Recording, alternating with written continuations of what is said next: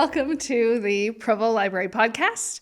I am Erica Hill. I'm the Community Relations Manager. I am Carla Gordon. I am the Director. And we're here with Anne-Marie Marchant. I'm the Support Services Manager. And today we are talking about things, which sounds really vague and actually in library lingo means something very specific.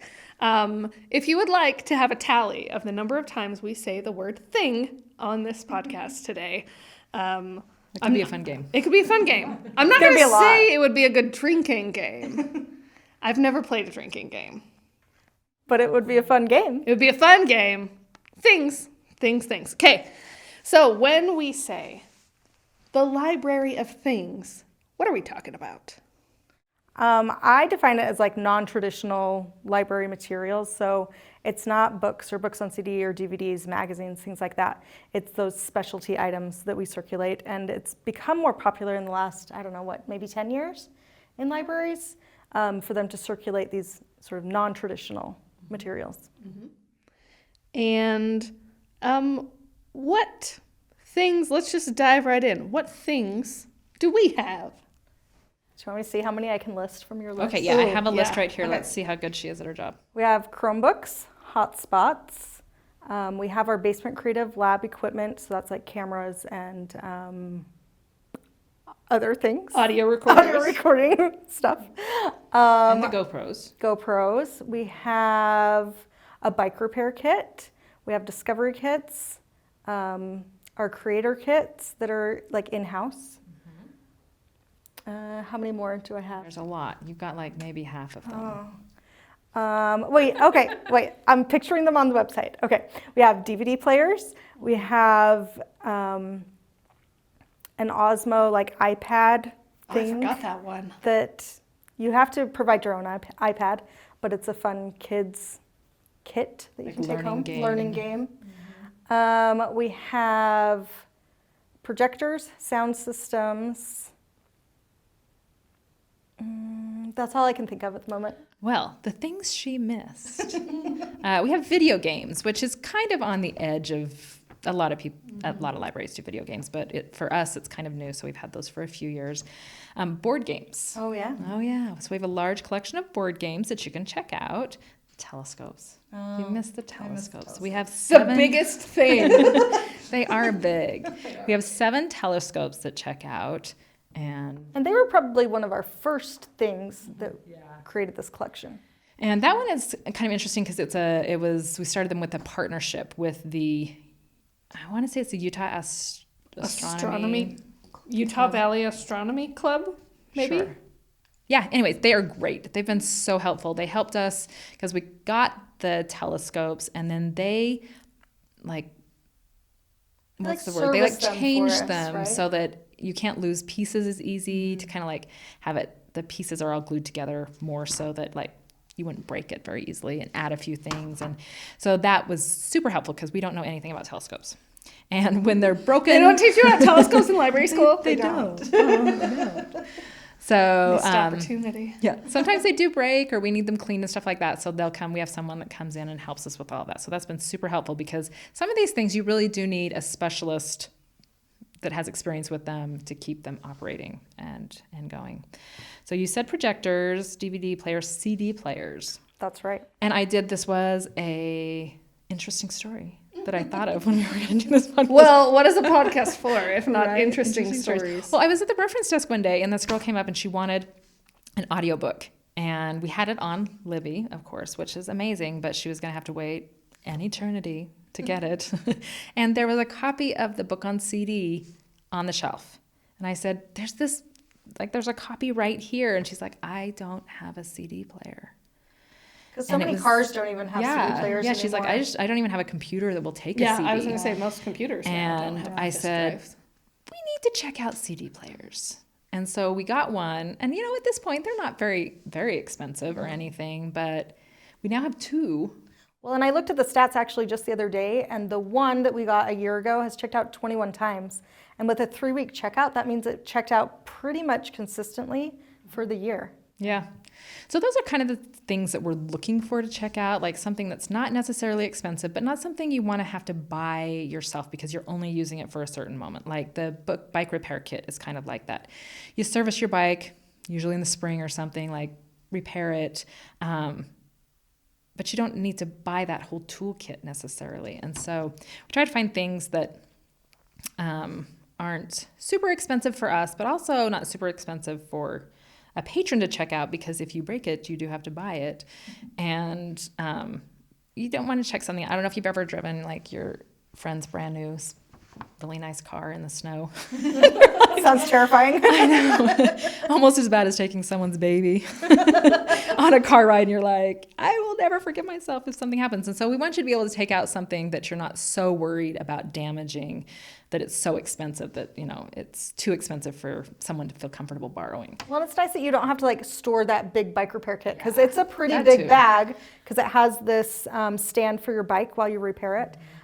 So we store it here when it's not being checked out, and you don't have to keep it at your house and keep track of it. But that's something we're considering too, because there are some things we could get that they just take up a lot of space, and we have some space, and we try to make space for what we need, but we don't have infinite space at all. So I think the other great thing about things in a library is there's sort of that try before you buy aspect, where whether it's a video game, like there are several video games that we've checked out, and as kind of a trial run, like, do we really want to invest money? And the answer for Pokemon Snap was yeah, because even though it sounds like a really boring premise for a game, you two are not gamers, but I'm going to tell you the premise of Pokemon Snap. The premise of Pokemon Snap is that you are on a resort island and you take pictures of Pokemon. Oh. And that does not sound like a fun game. It is so fun. You go, like, there's like, you unlock different routes that your vehicle can go, and you try and get good pictures of Pokemon, and it's delightful. excellent. But there's probably other games that like maybe you play it through once or twice and you don't need to spend the $60, $70 on the video game. Like we played Luigi's Mansion and that was fun. And I think when they're feeling the itch to play Luigi's Mansion again, I will put it on hold. Yeah. And we will. But you didn't feel like you needed to buy it at that point. And I think the board games are kind of like that too, because some of those board games are so, I guess not so expensive, but they're like 60 or 70 or upwards of $100. And like, that's an investment. And if it's a fun game to play, that's great. But do you want to buy it? Yeah. So being able to check things out and try it, check it out, and then see if it's something that you want to spend your own money on. I think it's a nice service. Well, like some of our boxes that we do for in-house use, like Magnetiles and things like that, again, like maybe there's some educational type toys that you want to try before you decide if you want to own them or not. Or you just have a great time here at the library playing with them. Right. There is that too. There's this phrase that I use. I probably shouldn't say this. We have a book sale coming up. And so these words should not come out of my mouth, because come and buy all the books you want. It's not hoarding if it's books. Just kidding.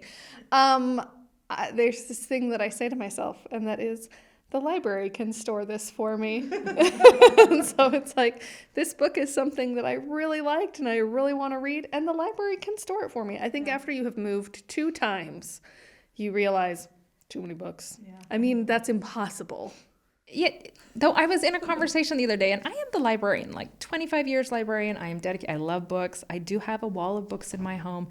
But I was talking to some people, and they were just like, my dream house is just like floor to ceiling books with like a ladder that you move around. Yeah. And I just keep thinking, but you'd have to sell it with the house, like the books in it, like you can't. Moving books is the worst.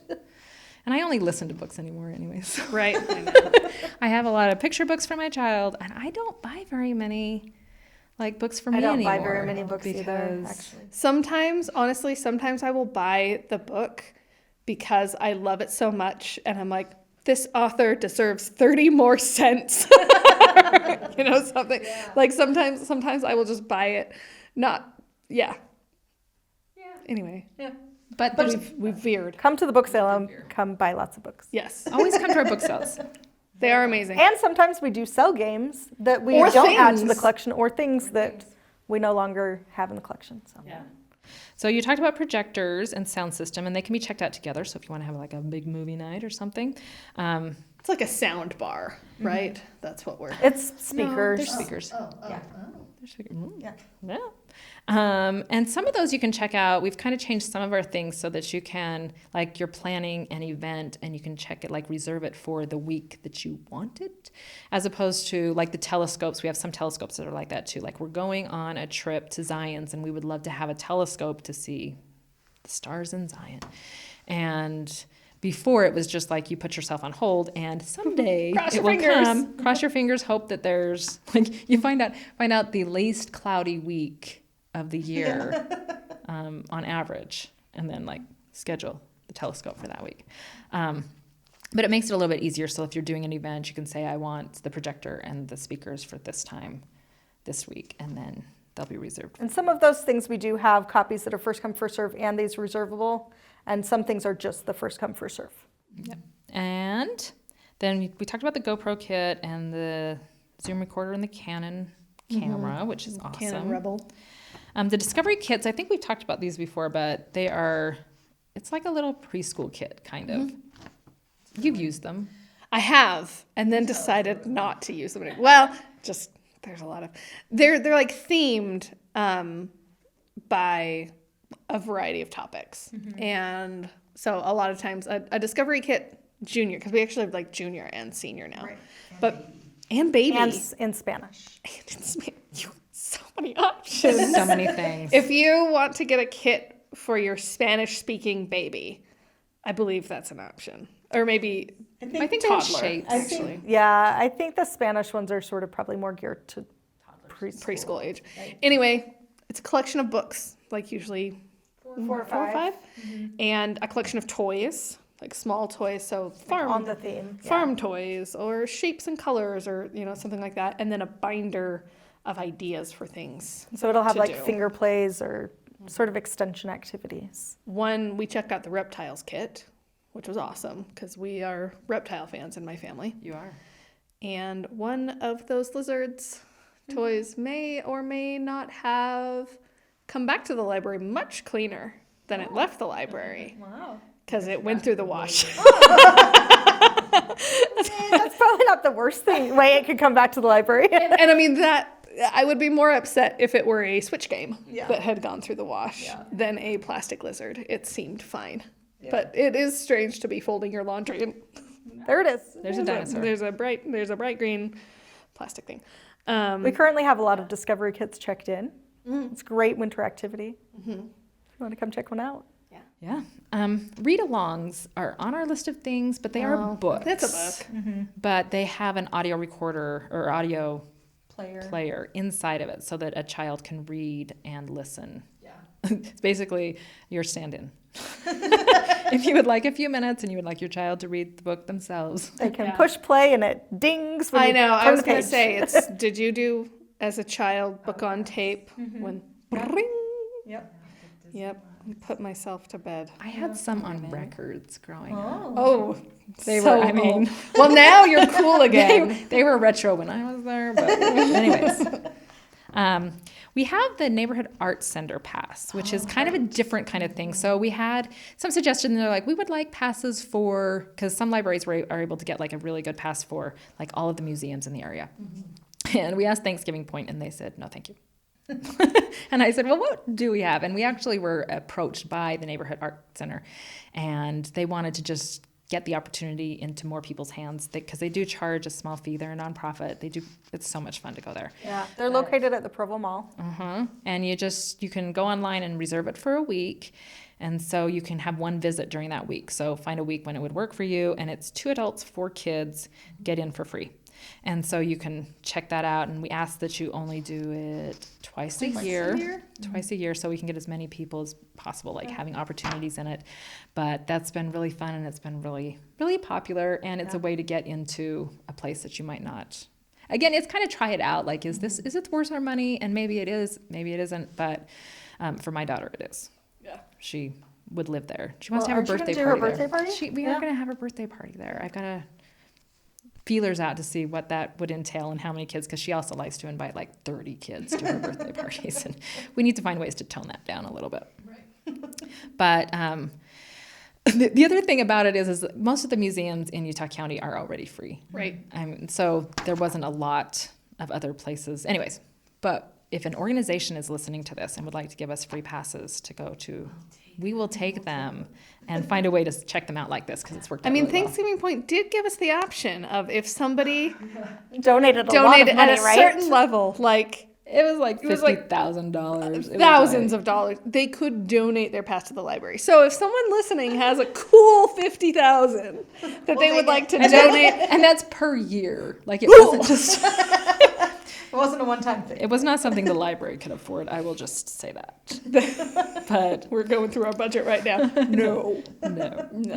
No. Binoculars, Yeah. which are available, and also like a nature kit. And I think they have binoculars and like... Yeah, it's like a small thing of binoculars and a butterfly net, and then some cards that you can identify like animals and insects. So that's kind of fun. That was everything on my list. Yeah.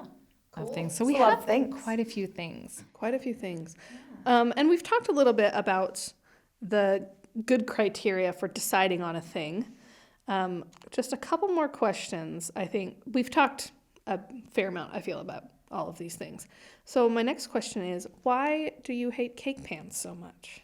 Well, that is directed at kidding. me. A lot of times I feel like, so I help manage our social media, and I feel like about once a year, someone will send like an article will pop back up and it's like, this library is circulating cake pans. And they're like, what? Cake pans? Amazing. Our library should do this. And every time Carla says, No. And it's not a terrible idea for some libraries, but like the space requirements for like all, like if you're going to have more than like 5, like it just is a lot of space for what I believe would be the return on investment on that. And also, I don't trust people to wash them. And so we would have to wash them, and we don't have a dishwasher like that. And I don't feel like I can pay people to wash. Anyway, I question the sanitary portion of that, checking that thing out. But hey, I'm probably going to retire in like 13 years. So if anybody would like to you are really holding on to, like, I need a cake pan circulate shaped cake like the pans. number 2 from my library.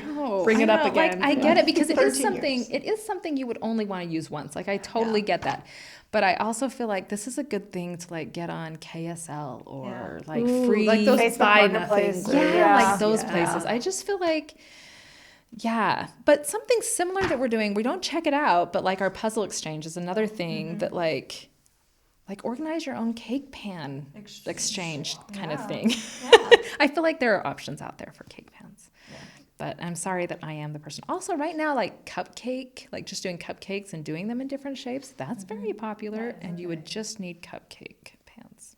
Which we also don't have. We also don't. We also do not have. But most homes do. I do believe the library has a number of books about cake decorating, and there are courses on Creative Bug about cake decorating, like Wilton courses. Lots of options. And Carla I'm sorry just- for being that person that has shut that whole thing down so many times. But what things are we considering sort of moving forward? Because I do see this collection growing up to a point. We're going to run out of space. Yeah. We have some space. We are looking at some things. And I was actually just looking at other libraries. This is what librarians do. We just steal ideas from other libraries. But they had some really cool ones If you that credit, I think... it's not stealing. It's We don't even credit each other. citation. We just steal it. It's fine.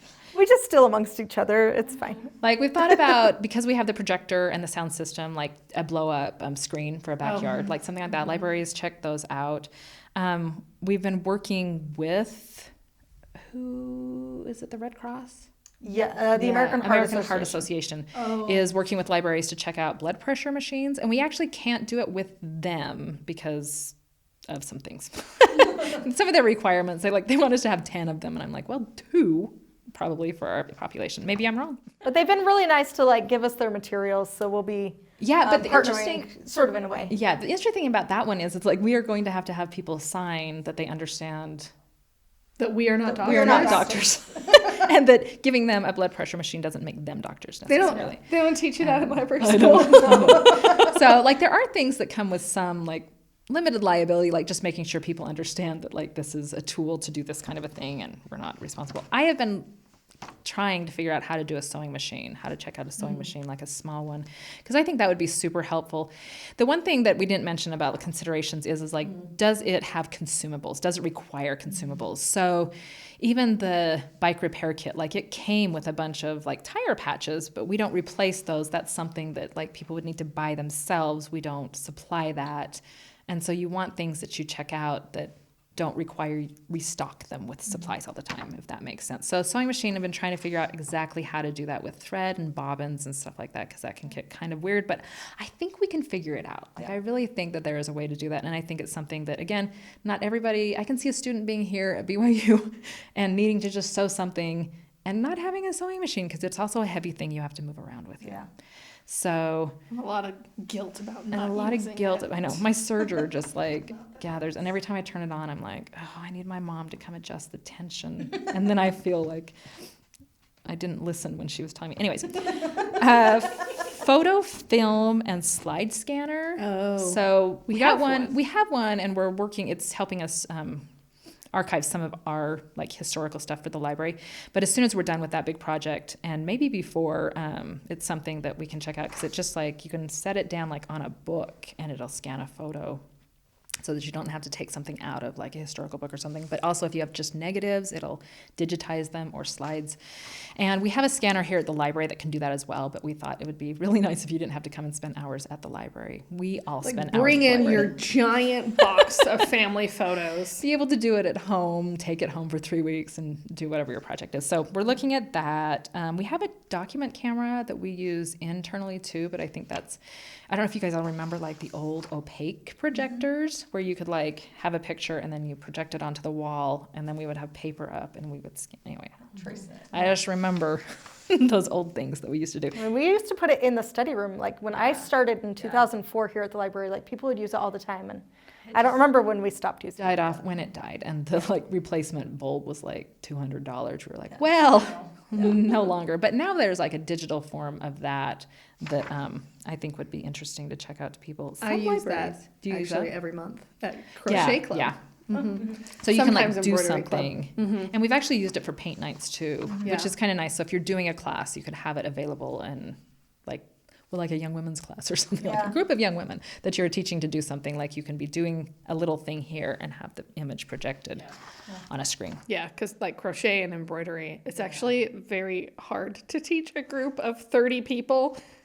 Watch me do this. Mirror it in your own, but it's, there you go. Somebody was checking out an automotive engine fault code reader.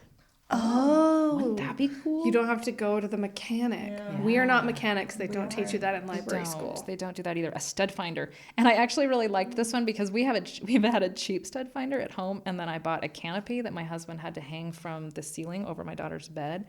And after making 2 big holes in our ceiling that did not find a stud, he was so mad at our cheap stud finder and went on Amazon and like ordered a really nice one. But like, you only need those things occasionally, so I can see that being, or a carbon monoxide monitor, which like you can go around your house and make sure everything's safe. Like, Well, and I feel like we talked about this when we were prepping. Lots of people say, like, give us yard tools to check out from the library.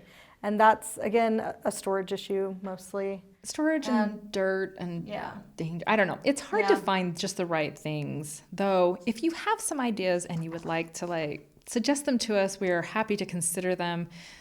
We're always looking at like ways. I'm pretty sure the Parks and Rec department does have a trailer of tools that your neighborhood can use. And so we also look to see, is this available somewhere else? We don't want to duplicate efforts in providing something. So Do we want to talk about Rokus or no?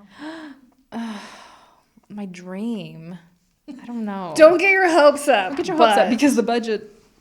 It would. I was Can we putting get a together gra- how oh, much it would it's cost. the- We it's a can get a subscription. grant. We could get a grant for part of this. So, a library has figured out how to check out Roku devices that have a streaming service attached to them. So, like you would check out this Roku device, and it would have a Netflix account. Netflix. Actually, Netflix they couldn't. Oh, do that's it. right. It wasn't Netflix. Like wouldn't Apple work. TV. Apple TV or Amazon Prime or Disney Plus or like a bunch of them. So I would just have Apple TV on this device, and then we would check it out for you, and for 3 weeks you could stream Apple TV, and then you would check it back in. And I think that would be so cool because I would there are love that. definite series that I haven't been able to watch because I'm too cheap to buy Apple TV streaming. And again, it's sort of a try before you buy. Maybe you are then addicted to Apple TV and decide, yes, I do want to. but it is, and some of these services I think Amazon, if you buy Amazon Prime, you get 3 concurrent streaming things. So we could have one Amazon account attached to 3, and Apple TV is the same way. Anyway, so it would be a way to do that, and we could get a grant to pay for the Rokus, but it's the streaming services because it's an ongoing cost. We'd have to figure out how to set that aside. But I think that would be so cool. Yeah. I just have to find out how to fund it and pay for it because there's a lot of fun things we could do. Yeah. We're all trying to figure out how to fund it. I was going to say, what can we get rid of? The DVDs. But actually, DVDs are coming back because streaming services are getting some expensive. Right. People are starting to use DVDs more than they have the last couple of years. I know. I actually got some DVDs for Christmas because we like the His Dark Materials series that's on HBO Max, but we don't really have many reasons to subscribe to HBO Max, when it's just one show. Yeah. So and if you don't have a DVD player, check one out from the library. We have 2 DVD players. Well, one currently, I have a second one in my office that hopefully by the middle of next week will be ready to circulate. Video game consoles, too expensive. No, I think that would be too expensive. And it's hard because don't you have logins attached to? Just kidding. I don't game. I'm making things up. It's more complicated than this podcast is. A lot of times library things are more complicated than you think they are. Trying to figure out, make sure you're not breaking any rules about how things can be used and making sure the right services are there. Anyways, but we are excited to be able to provide additional things. Yeah. Cool. I think that's all the things I have to say about things. Are we thinged out? Yeah. Cool. So, final questions. Anne-Marie, what are you reading? I'm currently listening to The Mystery Guest by Nita Prose, which is the second book after The Maid. It's so funny. It is. So I'm listening on CD because I do have a CD player in my car. And I got it faster on CD because the book on CD was on the shelf. Yeah, I waited months. Right? For the Libby copy? Actually, not that many months. Did you have it on Notify Me? Maybe. No, I didn't have it on Notify Me. But we talked about The Maid in senior book club. And when I was rereading it for that, so probably in November, I put it on hold. And I got it at the end of December. That's only a month. It's just, she's so funny, and she reminds me of Amelia Bedelia. I love the Amelia Bedelia books growing up, and she's like a grown-up Amelia Bedelia. She is a little bit. And there's so many things in this book that I keep going, no, don't do that. But it's great. Yeah. I actually like the second one better than the first one. I thought the mystery was more believable. I feel like it reads more like a mystery than the first one. Is a mystery, but also reads as so many other things. The second one feels more like a mystery. And so if you're a fan of it, which I am. And I don't know why, I've gone a deep dive into mystery so far in January. This is my 5th mystery. I don't know why. Yeah. It's just how it's happening. So mysterious, Anne-Marie. So mysterious. You just need more murder in your life, I guess. Not enough people are getting murdered, so you need it through fiction. That's funny. Yeah. I was maybe going to talk about that book. Sorry. It's fine. Thunder. But I always think what did I read that I really liked? And I feel like that's the one recently that I've really liked. Yeah. I am listening right now to I'm Glad My Mom Died by Jeanette McCurdy. She came into my office yesterday and said, if I ever wanted to feel good about my parenting, it's after reading this book. Because is it humorous at all, or is it mostly just dark? It's I haven't read it. It's dark. I mean, she's funny. Jeanette McCurdy is funny. Her life is a little horrifying. Yeah. Just the ways she is manipulated into doing things that she really does not want to do. Her chronic need to please her mother outshines everything, and her mom just preys on that. Her complicated relationship with what she thinks is the Holy Ghost, but is clearly OCD compulsions. Interesting. Reminds me a little bit, actually. I'm oh, that's a real life example. So in the Ender's Game books. In the third one, because I've never read it. it's okay. No, Speak for the Dead's the second one. Xenocide or Children of the Mind, one of those two. Yeah.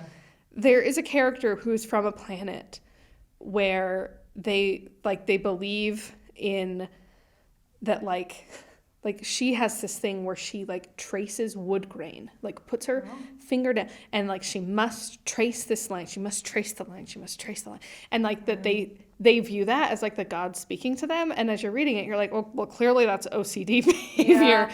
And I'm like, oh no, Jeanette McCurdy. Like that was a fictional example, but you are, this is real in her life. Yeah. I didn't even really watch iCarly. I'm just a little bit too old for that, but I'm too old for that stuff.